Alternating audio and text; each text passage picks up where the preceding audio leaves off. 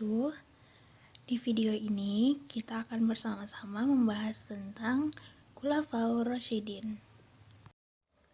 Khulafaur Rasyidin terdiri dari dua kata, yaitu khulafa dan ar-rasyidin.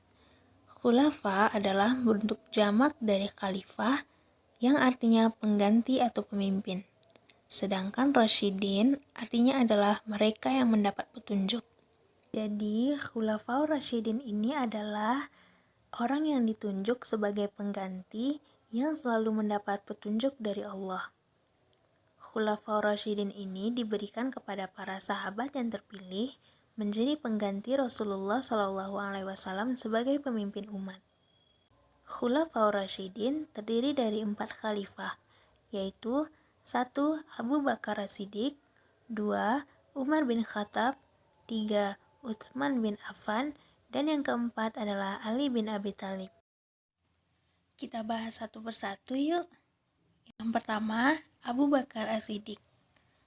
Abu Bakar merupakan seorang anak dari Abu Quhafah dan Ummu Khair yang lahir pada tahun 573 Masehi. Abu Bakar As-Siddiq terkenal dengan kebaikan, keberanian, kokoh pendirian, ramah, selalu memiliki ide-ide yang cemerlang untuk keluar dari permasalahan yang pelik. Ia juga memiliki sifat penyabar, rendah hati, zuhud, dan tawakal. Abu Bakar tergolong ke dalam as-sabiqun al-awwalun, yaitu orang-orang yang pertama kali masuk Islam. Abu Bakar juga mendapat gelar As-Siddiq karena ia adalah orang yang selalu membenarkan perkataan Rasulullah SAW dan membenarkan peristiwa Isra dan Mi'raj Nabi Muhammad SAW. Abu Bakar menjadi khalifah kurang lebih selama 2 tahun. Beliau diangkat sebagai khalifah melalui proses kompetisi yang sangat ketat antara dirinya dengan Sa'ad bin Ubaidah, di mana pada saat itu dinamika politik memuncak, maka persaingan antar kedua kandidat ini sangat sengit, sehingga perselisihan antara dua pihak Muhajirin dan Ansor nyaris terjadi perpecahan di antara kaum muslimin. Meskipun masa kepemimpinan Abu Bakar relatif singkat, namun sangat terlihat keberhasilan dari setiap kebijakannya. Di antaranya ialah pengiriman pasukan di bawah pimpinan Usamah ke Romawi. Kedua, memberantas pembangkangan zakat. 3. Perluasan wilayah ke Irak, Syria, dan Hirab. 4. Beliau berhasil memerangi nabi palsu. Dan yang kelima, kekuasaan bersifat sentralistik, legislatif, eksekutif, dan yudikatif, serta hukum dipegang langsung oleh khalifah. Abu Bakar wafat di usia 63 tahun pada hari Senin 23 Agustus 634 Masehi setelah lebih kurang selama 15 hari terbaring di tempat tidur karena sakit dan mewasiatkan agar Umar menggantikan posisinya. 2. Umar bin Khattab. Umar memiliki julukan yang diberikan oleh Nabi Muhammad, yaitu Al-Faruq, yang berarti orang yang bisa memisahkan antara kebenaran dan kebatilan. Umar bin Khattab adalah orang yang sangat tawadu kepada Allah Subhanahu wa Ta'ala. Ia memiliki pola hidup yang sangat sederhana, terkenal sangat tegas dalam urusan agama, jarang senyum, dan memiliki wibawa yang sangat besar. Umar diangkat sebagai khalifah melalui penunjukan langsung atas dasar wasiat khalifah sebelumnya, yaitu Abu Bakar. Ia memerintah selama 10 tahun. Selama masa kepemimpinannya, Umar menorehkan berbagai prestasi yang sangat monumental. Di antaranya, yang pertama, perluasan wilayah dakwah Islam secara besar-besaran yang dikenal sebagai Futuhat al-Islamiyah.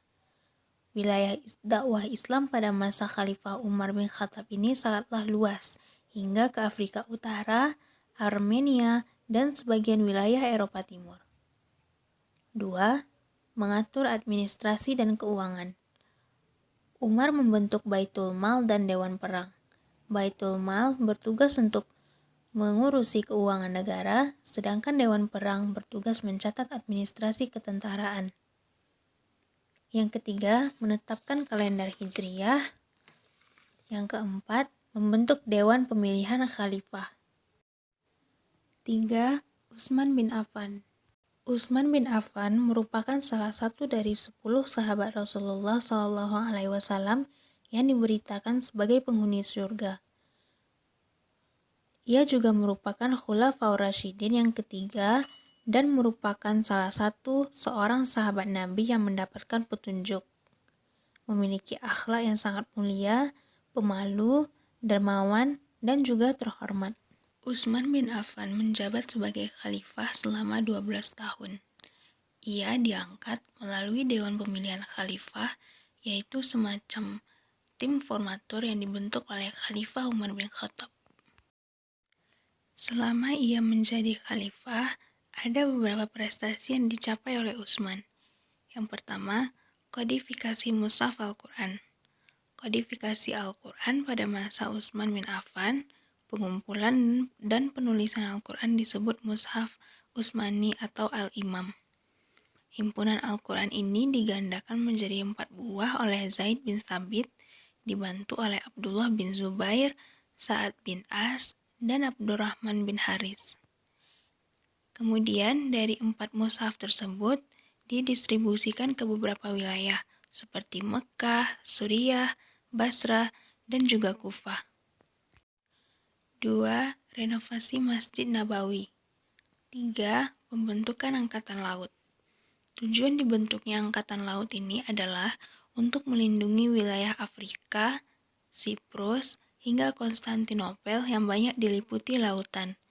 Dalam perkembangannya, Angkatan Laut itulah yang kelak akan membawa misi dakwah Islam hingga ke daratan Eropa bahkan sampai ke Indonesia. Dan yang terakhir adalah perluasan wilayah dakwah Islam. 4. Ali bin Abi Thalib. Ali bin Abi Thalib karamallahu wajhah merupakan orang yang pertama kali masuk Islam dari golongan anak-anak. Ia merupakan salah satu dari 10 sahabat Nabi SAW yang diberitakan masuk surga. Hubungan kekerabatan Ali bin Abi Thalib dengan Rasulullah sangat dekat. Ini tercermin dari perkataan beliau, yaitu anta minni wa ana minka, yang artinya engkau bagian dariku dan aku bagian darimu. Seandainya Islam itu saya, maka pintunya adalah Ali bin Abi Thalib. Ali menjabat sebagai khalifah kurang lebih selama 5 tahun. Ia diangkat sebagai khalifah dengan mengalami berbagai intrik politik yang luar biasa. Dalam kurun waktu 5 tahun tersebut, ada banyak prestasi yang telah dicapai oleh beliau. 1. Mengganti pejabat yang kurang cakap. Khalifah Ali menginginkan sebuah pemerintahan yang efektif dan efisien. Oleh karena itu, beliau kemudian mengganti pejabat-pejabat yang kurang cakap dalam bekerja. Di antara langkah tegas Ali dalam memberantas korupsi yakni mencabut fasilitas pejabat yang ada pada masa Khalifah Utsman bin Affan. Banyak kerabatnya yang diberi fasilitas negara. Beliau menyita harta para pejabat tersebut yang diperoleh secara tidak benar. Kemudian harta tersebut disimpan di Baitul Mal dan digunakan untuk kesejahteraan rakyat. Ali juga menghapus upaya penindasan yang dilakukan oleh pejabat. Cara beliau menegakkan keadilan yaitu dengan membuat SOP dalam hal-hal yang terkait dengan tugas jaksa, hakim, dan penegak hukum lainnya. Beliau juga melakukan kontrol pasar dan memberantas para pedagang licik, penimbun barang, dan pasar gelap.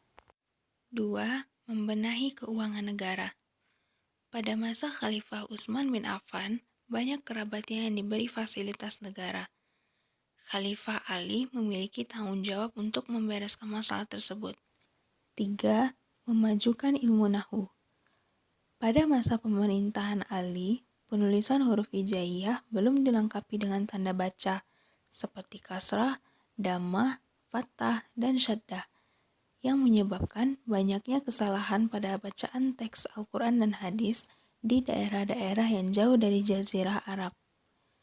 Untuk menghindari kesalahan fatal ini, Ali memerintahkan Abu Aswad ad-Du'ali untuk mengembangkan pokok-pokok ilmu nahwu yang diharapkan nantinya dapat membantu orang-orang non-Arab dan mempelajari sumber utama ajaran Islam, yaitu Al-Quran dan Hadis.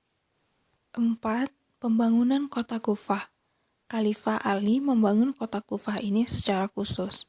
Jika pada awalnya kota Kufah disiapkan sebagai pusat pertahanan oleh Muawiyah bin Abi Sufyan, maka kini berkembang menjadi pusat ilmu tafsir, ilmu hadis, ilmu nahwu, dan ilmu pengetahuan lainnya. Nah, itu dia pemaparan materi tentang Khulafaur Rasyidin. Semoga dengan mempelajari materi ini, Anda semuanya bisa meneladani kepemimpinan dari 4 sahabat Nabi ini. Sekian dan terima kasih. Wassalamualaikum warahmatullahi wabarakatuh.